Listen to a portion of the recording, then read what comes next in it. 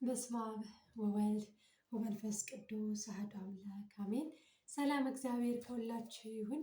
ውድ ያሉ የልዑል እግዚአብሔር ልጆች እንደምን አላችሁ? እንደምን ከረማችሁ? እንደምን ስለዚህ ሰዓትና ለዚህ ደቂቃ አደረሳችሁ አደረሰን። አሜን። ነገ እመቤታችን ወርሃዊ መታሰቢያ በዓሏ ነው። ዛሬ ከወዲሁ ገና ጉድ ጉድ እያልኩ ነው። ገና ጠዋት የተጀመረ ስራ ትላላችሁ። አሁን ድንገት ይህንን እየሰራ ነው። ሌላውን ሰርቼ ትዝ አላችሁኝና ለምን እነሱን እያወራሁ ትናንት ወዲያ ብዙ ጥያቄ ተጠይቄ ነበርና እስኪ በዛ ዙሪያ ለምን አላዋራም? ገንዘብ አልበረክት አለኝ፣ ምን ይሻለኝ እያሉ ብዙ እህቶች ጠይቀውኝ ነበርና እስኪ በዛ ዙሪያ እናወራለን ዛሬ። ይሄ ሁሉ ሽንኩርት፣ ይሄ ሁሉ ነገር የተዘጋጀው ነገ መብርሃን እመብዙኃን እናቴ ዝክር ስላላት ነው። ነገም ደግሞ ሰማዕቱን ለመደገስ ወደ ቤተሰብ የሚሄድበትም ቀን ነው። እንግዲህ ሁሉም በአንድ የተደራረበብኝ ቀን ነው። እግዚአብሔር ይመስገን። ጠዋት እሷን እዘክራትና ቀጥታ ወደ ቤተሰብ እሄዳለሁኝ። የሚሄድበትም ምክንያት ደግሞ ሰማዕቱ ቅዱስ ጊዮርጊስ ለረጅም ዓመት እኔ እንጃ 6-7 እንደዚህ ሆኗል። ረጅም ዓመት በስደት ሆነን እኛ ስደተኞች ያሳደገን ሰማዕቱ ቅዱስ ጊዮርጊስ ደብር ስለሆነ ያደግነው እዛ ጽዋ ጀምረን እኛ ስደተኞች ብቻ የምንጠጣው ቤተሰብ የኛ ተራ ሲሆን እየወሰዱ እንዲሁም እኛ ሳንኖር በእኛ ምትክ አባት ወይም እናት እየተተካልን እየጠጡት የነበረ ጽዋ ነበረን። ዛሬ እንደ እግዚአብሔር ቅዱስ ፍቃድ እንግዲህ ቤታችን መተን ማዘር ቤት ማለት ነው። ስለዚህ እሱን ለመደገስና እንዲሁም ደግሞ የረጅም ዓመት እንግዲህ ቋንቋ የነሽ ሚዲያ ላይ የሰማችሁትም ስለነሱም ተናግሬ ነበርና እንዲሁም ደግሞ ረጅም ዓመታትን በስደት እያለሁኝ የባዕድ አምልኮ ምኑ ግብሩ ከቀረ በኋላ የያዝካቸው አረጋውያን አሉ። ከ40 አሁን 2 ሞተው 40 ነፍሳቸውን ይማረውና 2 አርፈው አሁን 38 አሉ። እነሱንም ነዳያኖቼን እንግዲህ እስካሁን ማዘር ነበረች እያንዳንዱን እንትን የምትልልኝ። አሁን እግዚአብሔር ፈቅዶ እኔ በሰላም ሀገሬ ስለገባው እንደውም እኔ በእነሱ ዙሪያ የተደረገልኝ ብዙ ነገር አለ ማለት ተባርኬያለሁ። እግዚአብሔር አክብሮኛል። እግዚአብሔር አምላክ ቀሪ ገንዘቤን ባርኮልኛል ለእነሱን በማለቴ እና እነሱ ትልቅ አስተዋጽኦ አላቸው በእኔ ላይ።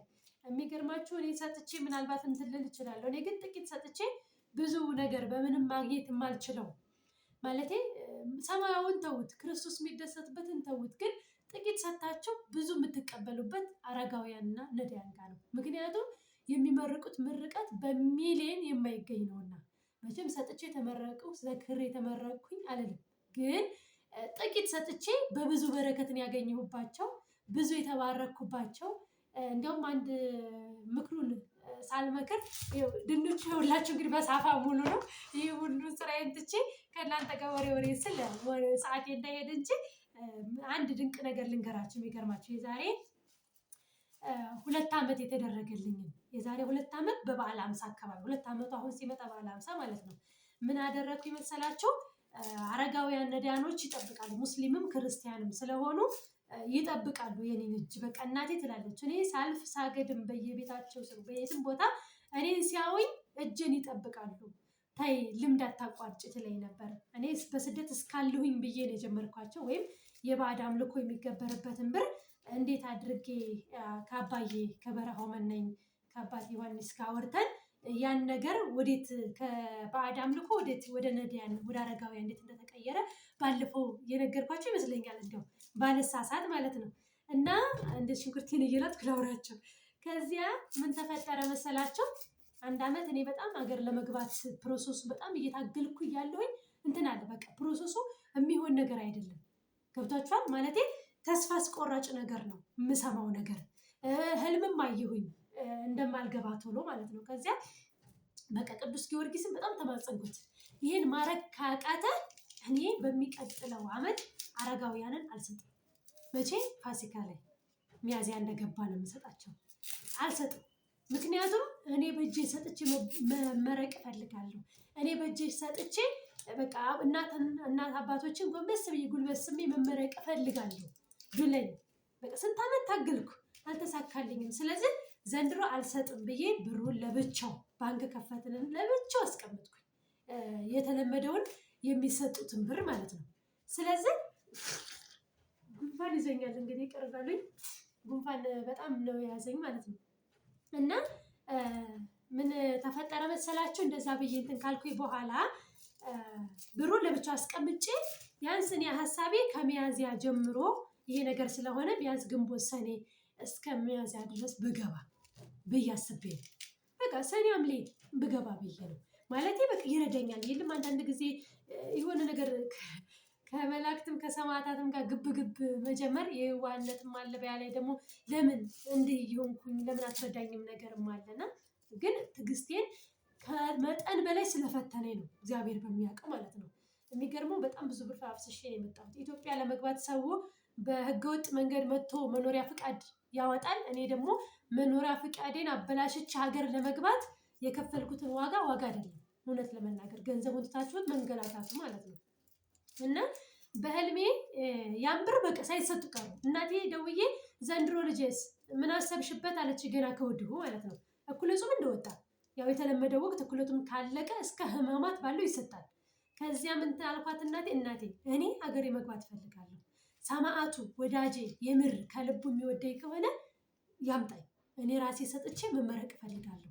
ስለዚህ ብሩ እንደዚህ ይቀመጣል። እናቴ አበደች። ታይ አንቺ ልጅ ታይ አስለምደሽ እጄን ነው የሚያውኝ።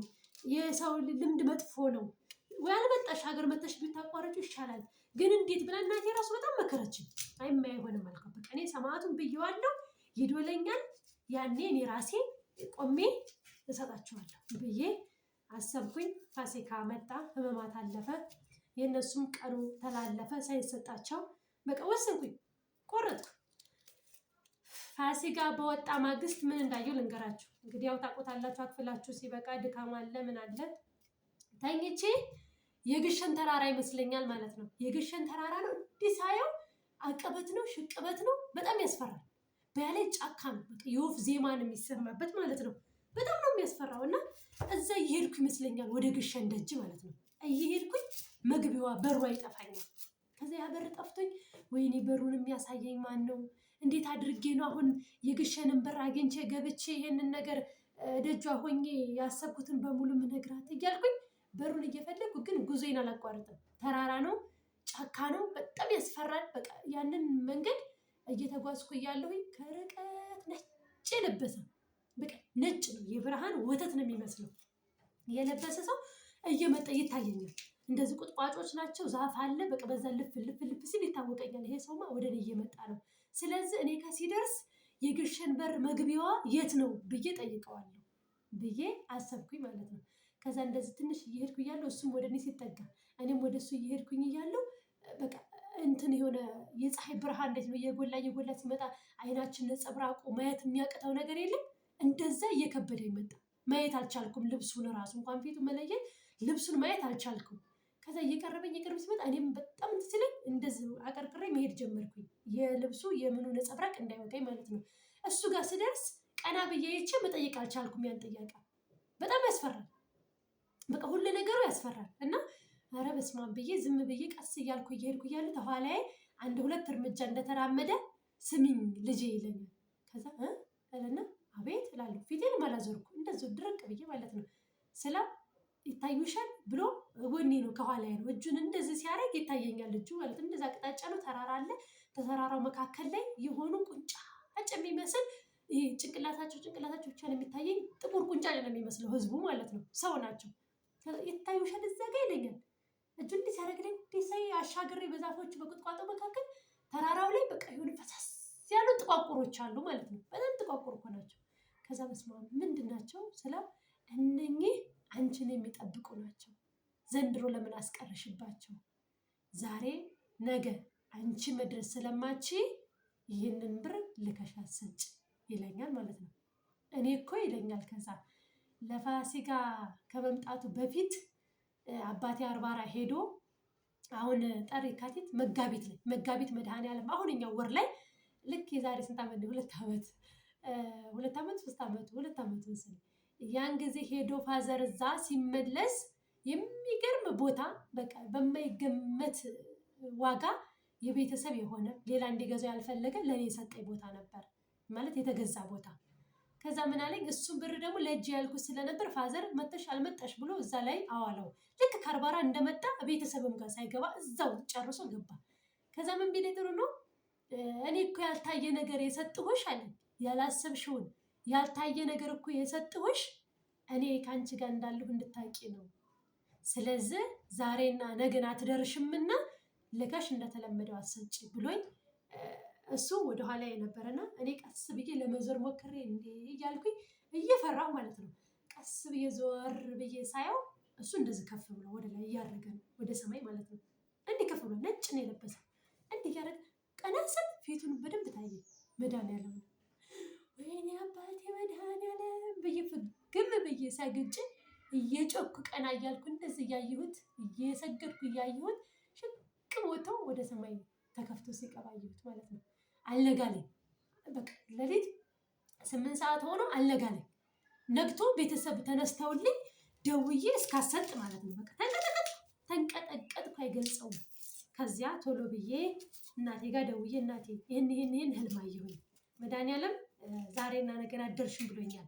እኔ በቃ በዚህ ዓመትም ከሆነ በቀጣይ ዓመትም የምገባ አይመስለኝም።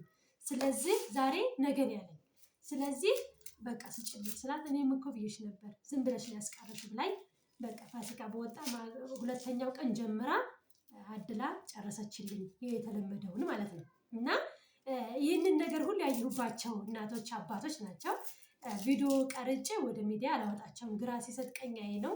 ዝክር ስትሉኝ መዘከሬ እናንተ በስደት ስላላቸው ያን ቪዲዮ ስታዩት ምርቃታችሁን ስትሰሙት ስታዩት ምን ያህል ደስ እንደሚል ይገባኛል። በስደት ሆነን የእናት አባቶቻችን ምርቃት የአረጋውያን ምርቃት መስማት ምን ያህል እንደሚያስደስተንም እንዲሁም ደግሞ ዝክሩ በምን ሁኔታና እንዴት ተዘከረ የሚለውንም ማያ ይሆናችኋል ብዬ ነው ለእናንተ ዘክር የምትሉኝን በሚዲያው ላይ የማደርገው። እና እኔ እነኛን ሰዎች የሚገርመው አልባሳት ለሚያስፈልጋቸው አልባሳት፣ ገንዘብና አንዳንድ ነገር ለሚያስፈልጋቸው ያን አዘጋጅቼ የመጣው ከስደት ስመጣ ገና ይዤ ነው የመጣሁት አልባሳቱን ማለት ነው።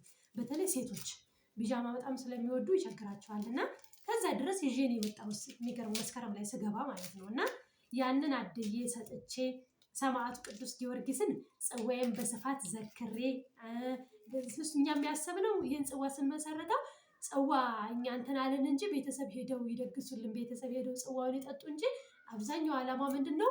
ነዳያንና አረጋውያንን መመገብ ነው። ከተረፈ ደግሞ አስቀዳሾቹን መመገብ ነው የኛ ዓላማ። እና እግዚአብሔር ፈቅዶ ሄጄ አገሬ ያን ነገር አድርጌ እንድመለስ ይርዳኝ በሰላም ማለት ነው። ቶሎ አልመለስም እንግዲህ ለምትፈልጉኝ እዛ ሆኜ ያስተናግዳለሁ። ስልኬ ቢያንስ እስከ ሐሙስ ዓርብ አልመጣም። ምክንያቱም ቅዳሜ መድኃኒዓለም ያመቱ ነው። ብዙ ዝክር አለ፣ የሚገርም ዝክር። ሁለተኛ አንድ እህቴ ደግሞ ከስደት የምትመጣ እህት ያለችኝ ቦሌ ሄጄ የምቀበላት ኑ ቤት እግዚአብሔር ነው እንምጣው ትቀበይናለሽ ወይ? ቤተሰብ ገጠር ናቸው መጥቼ ቢያንስ እንኳን በርሜል ሄጄ ወደ ቤተሰብ ጋር መሄድ እፈልጋለሁ ለምትሉ እኔ ባለፈውም ተናግሬያለሁ። ኑ ቤት እግዚአብሔር ነው። እኔ የሌለሁበት እኔ መቀበል የማይመቸኝ የሆነ ነገር ውስጥ ካልሆንኩኝ በቀር ኑ፣ እውነት ኑ። ከዚህ ጸበላችሁን ጸብላችሁ የምትፈልጉበት አሁን በመጋቢት የሚመጡ ብዙ ልጆች አሉ ከካናዳ እና ከአውሮፓ ማለት ነው። እዚህ አዲስ አበባ ቤተሰብ ፋሚሊ ያላቸው ነገር ግን እያንዳንዱን ነገር እኔ ጋር ልከዋልና ትኬቱን ሁሉንም ቆራርጬላቸው ቀጥታ ሰማዕቱ ደጅ ደርሰው ቀጥታ ቤተሰብን ሳያገኙ መመለስ የሚፈልጉ ለምን ካሁን ፊት ሲመጡ ቤተሰብ ጋር እየገቡ ሌላ ያልሆነ ነገር ጣጣ እየመጣባቸው እንዲያውም የድሮ ትጋታቸውን እያፈዘዘው መንፈሱ ጭራሹ ነው በዓለም እያስጠፋቸው ስለሆነ የቤተሰቡን መንፈስ ለመራቅ ሲሉ እንደዛ ያሰቡም አሉ። እግዚአብሔር ይፍቀድ። ካሜራ ከፈለጉ ቪዲዮ አቀባበል ላይ እናደርግላቸዋለን። እሱ እንደ ፍላጎታቸው ነው። ይሄ ላይ አልጫንም እኔም እንዲህ ነው ማለትም አልፈልግም። ችግር የለውም። እንደገናም ደግሞ ስትቀበይንም ብቀርጭልን እናንተም ደግሞ እስኪ እንያቸው ቅረጹልን ካላችሁ ደስ ይለኛል። እነሱ ፍቃደኛ ከሆኑ ይሄ የነፃ ፍቃዳቸው ስለሆነ የማንም ተገዶ ማንም ያለ ፍላጎቱ ካሜራ ላይ መውጣት የለበትም ማለት ነው። እና ይህንን ይመስላል። ኖ መምጣት ለምትፈልጉ እናንተን እያወራሁ ሽንኩርቴንም በደንብ አድርጌ እየላጥኩ ነው። እና እግዚአብሔር ይመስገን ይህንን ይመስላል። እንግዲህ ይህንን ሁሉ ድንቅ ታምር ያየሁባቸው አረጋውያንንም በእጄ ሰጥቼ ለረጅም ዓመት እናቴ ናት እንዳልኳቸው እኔ ደግሞ እግዚአብሔር ፈቅዶልኝ ዛሬ በገዛ እጄ ሰጥቼ ተመስግኜ ማለት እንደው የእነሱን ምርቃት ተቀብዬ ትልቁ ነገር ምርቃት ነው። እግዚአብሔር ይስጥሽ፣ እግዚአብሔር ያልታየውን ይስጥሽ ማለት ትልቅ ነገር። ይሄ ዩቲዩብ ከጀመርኩኝ የሚገርማቸው ከ6 ዓመት በላይ ሆኖኛል። 7 ዓመት ሊሞላኝ ነው። እስካሁን እኔ የከፈትኩላቸው አብረን እንደዚህ ዩቲዩብ ላይ እያየን በዩቲዩብ እኔ የከፈትኩት። የሚገርመው አንድም ነገር በተለይ እንግሊዘኛ በደንብ የማይችል ሰው ዩቲዩብ ላይ በጣም ከባድ ነው። ለምን የዩቲዩብ ፕሮሰሱ በጣም ያስጠላልና። ግን ያ ሁሉ ሆኖ 2 ዩቲዩብ ዘግቼ ይሄ 3ኛ ዩቲዩብ ነው። እንኳን ክፍያ እንኳን ምን ውስጥ ሊገባ ጭራሽ ሌላ ርውድ ምናምን ቅጣት እየቀጣኝ በይሄኛው ዩቲዩብ እንኳን ለድፍና መቀጦኛል። 3 ወር 9 ወር በሉት የቀጣኝ ማለት ነው። እና አሁን ላይ ፖስጣ ተልኮልኛል ዩቲዩብ ሊቀበለኝ። በቃ እንግዲህ ወደ ሰዓቱም ሁሉም ነገር ስለሞላ ዩቲዩብ ሊቀበለኝ ነው። እግዚአብሔር ይመስገን። ይሄም ደግሞ በሊቀ መላኩ በቅዱስ ሚካኤል አማካኝነት ነው። በፊት የሚለው መንፈሱ አንቺ የገባሽውን ቃል ኪዳን እስካልቀየረሽ ዩቲዩብ መቼም አይቀበልሽ ይለኝ ነበር የኔ መንፈስ። ምክንያቱም ለሌሎች ብሰጣቸው ሜካፕ እና አርቲፊሻል ፀጉር እንትን የሚሉበት ነው ይላል። አንጡልኝ የሚጠቀሙበት ነው። እኔ ግን ለአንቺ ብሰጥሽ ምን እንደምታደርጊበት አውቃለሁ እያለ ብዙ ጊዜ ያስፈራራኝ ነበር መንፈሱ። ጉንፋን አትጥሉ። እኔና ጉንፋን ደግሞ ምን ያህል እንደምንዋደድ በስመ አብ ጌታዬ። ትንሽ ቀን እኮ ነው ወዲያውኑ የሚይዘኝ እና እንደዛ ይለኝ ነበር። እኔም ደግሞ የምፈልገው የሆነ ነገር ማለቴ የባጤ ቋጡን ብዬበት አላግባብ ስራ ሰርቼበት ሰውን አጣልቼ ሰውን ያዘለቀቀ ብዬበት ሳይሆን ቁም ነገር ሰርቼበት ሰው ለንስሐ በቅቶበት ሰው ከኔ ህይወት የሚያስተምር ከሆነ ተምሮበት ካለፈ ያ ነው ለኔ ከፍዬ።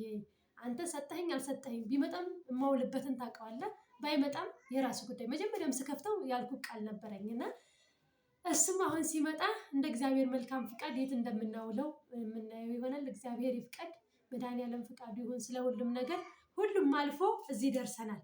አሁን ቀጣው ምንድነው? ገንዘብ እንዴት አድርገን እንትን ማለት አለብን፣ ማለቴ መያዝ አለብን። ብዙ ጊዜ ከሱ ጋር ለመምጣት ሞክራለሁ፣ ግን ያው እሱ ስራ ትንሽ ስለሚደክመው እኔም ሩጫ ሆነብኝ፣ ረፍት አጣው። ከዛም ከመጣው ጀምሮ ከቅዱስ ገብርኤል ከይሰልክ ከመጣው ጀምሮ ይሄው ዝክር ትናንትናም ነበረኝ መቄዶንያ እዛ ነው የመጣሁትና ጊዜ አጣሁኝና ነው እንጂ በስፋት ከሱ ጋር እናወራበታለን አብረን። ማለት የኔ ብቻ ሀሳብ ሳይሆን እሱ ሀሳቡ ምን ይመስላል ከአሁን ፊትም ገላልጸነዋል፣ ማለት አውርተንበታል።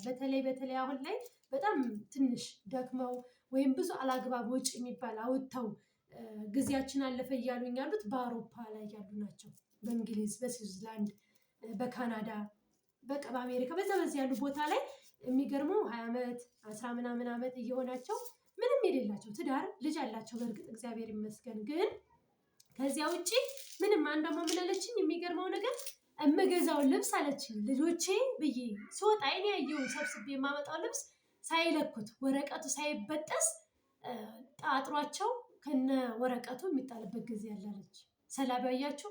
በቃ በወጡ ቁጥር ምን ይሄ ያምራል ይሄ እንዲህ ነው እያስባለ ምን ያህል ገንዘብ ቶሎ እንዲያወጡና ያላቸውን ያለ አግባብ እንዲጨርሱ የሚያረጋቸው ዲያብሎስ ምን ያህል በእነሱ ጋር እንደበረታ ማያ ነው። ምክንያቱም አንድ እንትን ስታዙ እናንተ ልብስ ስትፈልጉ እናንተ የምትለብሱት የሚያስፈልጋችሁ ካልሆነ ለምን ይገዛል? አያችሁ፣ ዲያብሎስ ነው እንጂ የሚያስገዛቸው። ይሄ ከሆነ ማለት አያስፈልግም ማለት ነው ለልጆቹ። ማለት ትርፍ ኖሯቸው ተቀማጭ ከሆነ ያ ልብስ። ስለዚህ ንቁበት ነው የምለው እኔ። ማለት እኔም ብዙ ነገር አውርቻችኋለሁ፣ ብዙ ነገር ተመካክረንበታል በዚህ ዙሪያ ማለት ነው። ነገር ግን አሁንም እጃችሁ እንትን የሚል ከሆነ እጃችሁን ቅባ ቅዱስ ቅብት እያላችሁ በተቻላችሁ አቅም እግዚአብሔር ሆይ አግዘኝ፣ ይህን ሰላቤ ከጄ ከምን ያረቅልኝ እያላችሁ እየጸለያችሁ ቅባ ቅዱስን በደንብ እየተቀባችሁ ዲያብሎስን ማሳፈር መቻል አለባችሁ። በተለይ ደግሞ አንዷም አለችኝ እኔ የሚገርምሽ አለች በየሳምንት በጣም በከባድ ብር ነው ፍሪጄ ወይም ምግብ አስቤዛ የምገዛው አለች። ግን አለችኝ መልሶ ሳምንት እስከሚመጣ አልቆ ሳይሆን የምገዛው ያ ተበላሽቶ ምን ብሎ ጥየው ሌላ ነው እንደገና ደግሞ ማስገባው አለች። ተበልቶም በሆነ ሳይበላ አስቡትና ዲያብሎስ ምን ያህል ገንዘብ ማውጫ ገንዘብ መበተኛ ከእጃቸው ለሰው ማበደር፣ ያ ሰው መልስልኝ አትመልስልኝ ሌላ ጣጣ ሸምስ ይዛቸው ይተዋሉ። በቃ ብዙ ነገሮች እና እኔም ማስጠነቅቃችሁ ነገር መስጠት አያደህይም። የማያደህየው ለማን ስንሰጥ ነው የሚለውን ብቻ መለየት ነው። ቤተሰብ አሁን ለምሳሌ ፋሲካ አለ። አሁን ለምሳሌ ፋሲካ መጣ። ፋሲካ ሲመጣ ቤተሰብ እንደፈለገው የሚሆንበት ንብረት እያለው እንደፈለገው የሚሆንበት ገንዘብ እያለው ለነሱ ግን ለፋሲካ ሙያ ብለን ለቤተሰብ ለእህት ለወንድም እያለ የምንልከው አለ። ግን ለነሱ የላክነው እናት አባት ግን አክብር ይላል። ከ10ሩ ትእዛዛት አንዱ እናትና አባት ግን አክብር አለ እንጂ እናትና አባት ግን በገንዘብ አጨማልቀ ወይም ኃጢአት አሰራቸው ባንተ ገንዘብ ያለ ቃል የለም። ብዙዎቻችን አሁን እንደዛ ነው የምናደርገው። ወንድሜ ልምጣልኝ ከሚመጣብኝ ለአፉ ማዘጊያ ትንሽ ብር፣ ለእንትኑ ትንሽ ብር፣ ፋሲካ መጣ ትንሽ ብር፣ ገና መጣ ትንሽ ብር ስጡኝ። ይሄ እኮ እርቧቸው ቸግሯቸው ይበሉት ይለብሱት አጥተው ከሆነ እሺ ግዴታ ነው። ምክንያቱም እኛ እያልን መራብ የለባቸውምና። እርግጠኛ ነኝ አብዛኛው የኛ ገጠራማ በተለይ ያደግነው አብዛኛው ቤተሰቦቻችን ይበሉት አጥተው አይደለም የምንረዳቸው፣ ትርፍ ነገር አምሯቸው ትርፍ ነገር ሊያረጉበት እንጂ የምር ይበሉት ይጠጡት ጠፍቶባቸው አይደለም የለመኑ። በቃ የገና ላይ ዘና እኛም ስንልክ ለእጃችሁ አይ ትንሽ ብር ልኬላችኋለሁ የምንላቸው እነሱ የምር ያ ብር በጣም አስፈላጊ ሆኖ አይደለም። ይህ በምድርም ዋጋ የለው በሰማይም ምንም በረከት የለው። በምድር ደግሞ ዋጋ የሌለበት ምክንያት ምን ታውቃላችሁ? ነገ ስትመጡ የቤተሰብ ፊት ታዩታላችሁ። ለሳምንት ለ3 ቀን ነው ቤተሰብ የእናት ፊት ይዳምናል። እንዳትረሱት ይችን ቃሌን፣ የእናት ፊት ይዳምናል። ምን ሰርተሽ መጣሽ ያስብልሻል። ነገር ምን አለሽ ምን ይሄን ሁላ መቆይተሽ ምን ይዘሽ መጣሽና ያለ የሌለሽን ገዝተሽለት ከሰዓት እስከ ልብስ ጀምሮ ከሰልክ ጀምሮ ገዝተሽለት ይዘሽ ሄደሽ ወር ባልሞላ ውስጥ ምን ይዘሽልኝ መጣሽ ትበያለሽ። ምን ስታረጊልኝ ኖርሽ? ይሄን ሁላ ዓመት ኖርሽ ምን አለሽ ነገር ይመጣል። እንዳትረሻት ይችን ቃል የምሬን ነው። ማንኛውም በአውሮፓም ኑሩ በአረብም ኑሩ። ስለዚህ እርዱ በምን መልኩ? በአግባቡ ከሌላቸው ይበሉት ካጡት። ከዚያ ውጪ ለእግዚአብሔር አበድሩ። ምድራዊም በረከት ታገኙበታላችሁ፣ ሰማያዊ ደግሞ የሚሰጣችሁ ለክርስቶስ የምታበድሩት ብድር ነው። ምድር በቃኝ ብላችሁ እግዚአብሔር በቃ ብሏችሁ በሞት ስለዚች ዓለም ስንለይ ምድራዊ ሁሉ ከንቱ ነው፣ አላፊም ጠፊም ጥለነውም የምንሄድ ምንም ነገር የማያገለግለን ነው። ነገር ግን በሰማያዊ ቤታችን ለክርስቶስ ያበደርናት ነገር ተርቤ አብልተሽኛል፣ ተጠምቼ አጠጥተሽኛል፣ ታርዤ አልብሰሽኛል ብሎ ክርስቶስ ያንን በረከት የሚሰጠን ክርስቶስ ተርቦ መጥቶ አይደለም በዚህ ምድር ላይ፣ ታርዞ አይተነው አይደለም በዚህ ምድር ላይ፣ ውሃ ጠምቶት በዚህ ምድር ላይ አይተነው አይደለም። ከተናናሾቹ ለአንዱ ላደረገ ለእኔ ላደረገው እንቆጥራለሁ ነው ያለው ክርስቶስ። ስለዚህ ክርስቶስን ለመምሰል የእሱን ትእዛዛት መከተል የሚጠበቅብን። ያለ አግባብ ለቤተሰብ ከምትሰጡ፣ ያለ ፕሮግራም ልብስ ከምትገዙ፣ ያለ የማይበላ ምግብ ፍሪጅ ውስጥ አበላሽታችሁ ለምትጥሉ በዩሮ በዶላር ያን ገዝታችሁ ከምታበላሹ በልክ ኑሩ፣ በመጠን ኑሩ። እንዴ እናንተ የይሁድ በሬዎች እኮ ብሏል በመጽሐፍ ቅዱስ ላይ ክርስቶስ። ይሄ ማለት ምንድን ነው? አላግባብ የምናግበሰብስ ልክ የለሽ አበላል የሌለን ሰዎች ምን ነው የምንባለው? የይሁድ በሬ ነው የምንባለው። ለሁሉም ልክ አለው፣ ስርዓት አለው። መጎዳትም የለብንም፣ ምክንያቱም ስጋ ለበስን። የሰው ልጅ በእግዚአብሔር ቃል ብቻ አይኖርም፣ በምግብ ብቻም አይኖርም፣ በሁለቱም ነው። ለምን? ስጋ ለበስ ስለሆነ። ላስተምራችሁ ምናምን ፈልጌ ሳይሆን ግን ብዙ የተማርነውን እኛ እኮ ተምረነዋል። ቢያንስ መተግበርን ያቃተን እንጂ ኋላ ስለ ብር አያያዝ፣ ስለ አስራት በኩራት፣ ስለ በረከት ማንም ሳያስተምራችሁ ቆርጦ አይደለም። ብዙ ሰው አስተምሮናል። ችግሩ ግን ወደ ተግባሩ ለመግባት እጃችን የሚይዘው ነገር ዲያብሎስ ተው። ምክንያቱም ብንሰጥ እንባረክበታለን። ለክርስቶስ ማበደር እንደሆነ ያውቀዋል ዲያብሎስ። ስለዚህ የመስጠት እጃችን ዝግት ያደርገዋል። አንድ ብርም ብትሆን እንዳንሰጥ ምን አለሽ ምን የለ አይበቃም ብሎ ይከለክለናል። ግን እኮ የምንገዛበት የማንጠቀመው ነገር ነው። ቁም ሳጥን የትም የሚጣል ነገር እኮ ነው የምንገዛው። ነገ ጥለን ነው የምንመጣ። ነገ አጥሩን አውጥተን ለሰደቃ ወይም ለምን ብለን ውጭ የምንሰጠው ነገር እኮ ነው። አግበስብሰን የምናወጣው ነገር። ልብ ግዙ። በተለይ በአውሮፓ ላይ የአረቦቹ ይሻላል። ቢያንስ ልብስ ነው ቢያግበሰብሱ አረቦች፣ አረባ ሀገር ላይ ያሉ ሴቶች። እናንተ ግን በጣም ከባድ ነው። ለምን? ሙሉ ፋሚሊ፣ ትዳር፣ ቤተሰብ፣ ልጆች ብላችሁ የምትኖሩት እዛ ስለሆነ በተለያየ መልኩ እናንተ ሊያጠቃቸው ይችላል። አገሩ ደግሞ ከአረብ ሀገር በበለጠ ሳጥናኤል የሰለጠነበት የሚከበርበት በገሃድ የሚመለክበት የት ነው? በአውሮፓው ዓለም ነው። ስለዚህ ተጠንቀቁ። እንዲህ ነው ዲያብሎስ የሚወጣውን ፈልጎ ያገሳል በዙሪያችሁ እንደሚባለው። ዲያብሎስ በፊታችሁ እንዳለ ወይም አንበሳው እያገሳ እንደሆነ እያወቃቸው፣ እናንተ ግን በጾም በጸሎት ተወስናችሁ አይናችሁን፣ ግንባራችሁ፣ እጃችሁን በቅባ ቅዱስ ተባርካችሁ ገንዘባችሁ ሲመጣ ከላዩ ላይ አስቀድማችሁ እኔ እንድላ ነበር ማለት አስቀድማችሁ አስራቱን አንሱልን። ከዚያ ውጭ የግድ እኮ ብዙ አይደለም። አሁን ለምሳሌ 100 ዩሮ 200 ዩሮ ምናምን አይደለም። ለምን 50 ትሆኑ? እሺ ይበዛባችሁ። ይሄ ለምን 30 እና 20 ብር አትሆኑ? ያችን አንሷት። ያችን ደግሞ እቺ ደግሞ በረከቴ ናት። ይህ አስራቴ፣ ይህ በረከቴ፣ ይህ ደግሞ ቀሪ ገንዘቤ ነው። ቀሪ ገንዘቤን አንተ ባርክልኝ በሉት። እውነቴን ነው። ያለ አግባብ እንድታወጡት በፍጹም አይፈቅድላችሁም። በአግባቡ እንድትጠቀሙበት መንፈስ ቅዱስ ቀሪ ገንዘባችሁን ይባርክላችኋል። ምንም ጥርጥር የለው። እኔ ተባርኬበታለሁ። እኔ አለኝ የምንለው እንዲህ ማለት አይደለም። እኔ በቂ ነው ይሄ ነገር እንትን አለኝ የምልበት ነው ይዤበታለሁ። ይሄ ምንድን ነው? አስራት በረከት ካላቋረጣችሁ የእግዚአብሔር በረከት የእግዚአብሔር ረድኤት ከእናንተ ቤት በፍጹም አይጠፋም። ያለ አግባብ ልታወጡ ስታስቡት ገና መንፈስ ቅዱስ በሰበብ ይከለክላችኋል። ለምን? የአስራት ብር ነቻ። አስራት የወጣበት በረከት የወጣበት ነዋ። ስለዚህ ተጠንቀቁ ውድ እህቶቼና ወንድሞቼ። ብዙ ጊዜ እየተጠቁት ያሉ ሴት ነው። ሴት ልጅ ለሁሉም ነገር ቅርብ ናት። ቶሎም ለመመለስ ልቧ ቅን ነው፣ ቅርብ ነው። በዲያብሎስም ለመጠቃትና ቶሎ ለመጠለፍ ጥንትም ከሔዋን ጀምሮ ቅርብ ነንም። ስለዚህ እኔ የምለው ከወንዶቹ ሳይሆን ወንድም አሉ እንደዚህ የሚያደርጉ፣ ነገር ግን በይበልጥ በሴት ነው የሚብሰው። በሴት የማንጠቀመውን አጉላጉልና አግባብ ነገር የሌለውን አግበስብሰን እንድናልፍ የሚፈልገው ዲያብሎስ በእኛ እጅ ላይ ተጠቅመው ነው። ለምን? ከኛ ብዙ ነገር እንደሚያገኝ ያውቃል። ከሴት ማህፀን ነው ልጅ የሚወለደው። ስለዚህ ከኛ ወደ ልጅ መዋራት ስለሚፈልግ ቀጥታ አብዛኛው ጊዜ ሴቶችን የሚያጠቃል። እስኪ አሁን በየትኛውም በመምህር ግርማም በቀሲስም በኃይለ መለኮት ቤትም ፈውሱ አብዛኛው ሴት ነው የሚጮህ።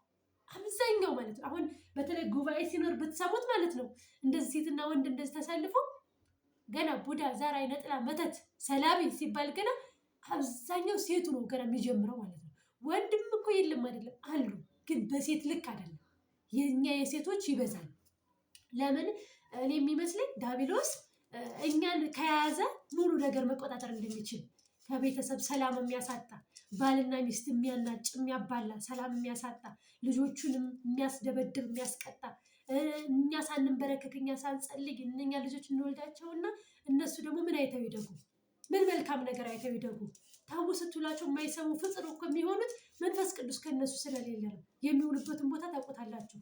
በተለይ በዛ ሀገር ትምህርት ቤት የምታስተምሩ ማለት ነው። እና እምነት ጸበል ቀብታችሁ ቅባ ቅዱስ አስደርጋችሁ ባላችሁ ቀን ደግሞ ቤተ መቅደሱ ቅርብ ከሆነ እሑድም ሆነች ቅዳሜ ረፍታችሁ አስቆርባችሁ ካልሆነ በቀር በተለይ ለህፃኖቹ በጣም ነው ማለት ነው። ለምን በሉ ከኛ የከፋ ትውልድ ነው የሚፈጠረው። ከኛ ማለት ነው። አሁን ኢትዮጵያ ያለችበትን ታውቁታላችሁ።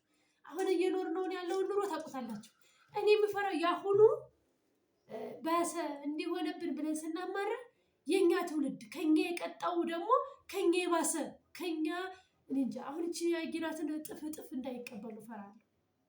ግን አገር ሰላም ሆኖ እኛም በተቻለን አቅም እግዚአብሔር በረዳን አቅም የምንችለውን አስተዋጽኦ አድርገን ካለፈን ልጆቻችን ምን ይሆናሉ? ቢያንስ በመንፈስ ቅዱስ የተቃኙ ይሆናሉ ማለት ነው። እና ይህንን ይመስላል። አበዛሁባቸው። እባካችሁ ያለ አግባብ በሰበባ ሰበብ ደውሎ አሁን አንድ እህት ያለች የእሷን ታሪክ በረጅሙ እሷ እንደውም ስትመጣ የኢትዮጵያ ምድር ትገባለች። ሚያዝያ ላይ ስትገባ ወደ ፈቃደኛ ከሆነች ኢንተርቪው ያደርጋታል። 20 ምናምን ዓመት በአውሮፓ ዓለም ላይ ኖራ ልጆች ብቻ ወዳለች። ከዚያ ውጭ የገዛ አባቷ ምን እያረጋት እንደሆነ ያው ገጠመኝ ይበሉት። በቃ ገጠመኝ የሰማ ሰው ብዙም አይደንቀው። ምክንያቱም ያለውን ፈተና በየቤቱ ሁሉም ሰው ያውቀዋልና እንደው እሷን ኢንተርቪው ማድረግ በጣም እፈልጋለሁ። በቃ እመኛለሁ ጭምር። እና ውድ እህቶቼ በርቱ፣ ጠንክሩ። ይሄን ሰላቢ ከእጃችሁ የምትቆጣጠሩት በጾም በጸሎት በስግደትና በጸሎት ውሃ በቅባ ቅዱስ እጃችሁን እያሻችሁ ነው። ያለበተዛ ደሞዝ ወሩ ገና መምጫው ላይ የሆነ ቀዳዳ ጠብቆ ይጠብቃችኋል። ያ ብር እንደመጣ ቀጥታ ዛዛ ታውሉትና በቀጣይ ወር ትላላችሁ። ያ ቀጣይ የሚመጣል እንደዛው፣ ቀጣይ ወር ያም ቀጣይ ይመጣል እንደዛው። ስንት ዓመት 10 ምናምን ዓመት ይቆጠራል ያለ በረከት። ትናንትና አሁን የዘከረችው ላይ 12 ዓመት ከምናምን ስደት ላይ አለች። 12 ዓመት ስኖር በረከት የሚባል አውጥቼ አላውቅም አለች። አስራቱን ትታችሁት ትናንት ለመጀመሪያ ስዘክር እንደው የዱላ ሁኔታ ደግሞ ግጥም ሁሉ ጻፉላት። እዚያ ያሉ ምዕመን እዛ ታመው ድነው የተፈወሱ አንድ አባታችን ግጥም ጥፈውላት መጨረሻው ላይ ሁሉ ግጥም ሁሉ አንብበውላታል። ነገርኳቸው ህይወቷ ታሪኳን። ሁሉም መረቋት። ሁሉም በቃ ሰላም ያምጣሽ መሻትሽን ሁሉ ከኃጢአት በቀር ይፈጽምልሽ ብለው ሁሉም አባቶች፣ ሁሉም አረጋውያን እንግዲህ የዳይፐር ቦታ ውስጥ ነው የገባሁት። በጣም አረጋውያን በሽተኛ ህመምተኛ የሆኑት አባቶች ጋርና ሁሉም አመሰገኑና መስጠት ጥቅሙን ካላወቅን በመስጠት መባረክን ካላወቅን ከባድ ነው። አረ ወሬው እያልኩኝ ስራዬን ልታስመሹ ሽንኩርት እንዲህ እየጠበቀ ነው። ይሄ ሁሉ ድንችም ካሮትም እንዲህ እየጠበቀ ነው። እዛ ጋር ያለው እንግዲህ ብታው ባያችሁ። እስኪ እንግዲህ የእመቤቴ ዝክር ብዬ ከቻልኩኝ ከቆራረጥኩት በኋላ ለቀጣው ቪዲዮ እጀምራለሁ። ይሄን ሁሉ አሁን እንትን አንድ ልበለው። እሺ የቀጠላጣው ብቻ በዚህ ሞላ እና ይሄ ላቀላጣጥፍና ከዚያ ወራችኋለሁ ማለት ነው። ሰላማችሁ ይብዛ። እወዳችኋለሁ፣ አከብራችኋለሁ። በሰላም ሄጄ በሰላም ስመለስ ደግሞ ያለውን ነገር እዛ ሆኜ ዋይፋይ ከሰራልኝ ያው ቪዲዮ ባልቀርጽም እንዳልኳችሁ ቪዲዮ አልቀርጻቸውም። አንዳንድ ነገር እናወራለን ቤተሰብ ምናምን ፋሚሊ መቅረጽ ከቻልኩ፣ ካልሆነም ስመለስ ነው። ሰላም ሁኑ። በጣም ነው የምወዳችሁ፣ በጣም ነው የማከብራችሁ። ቻው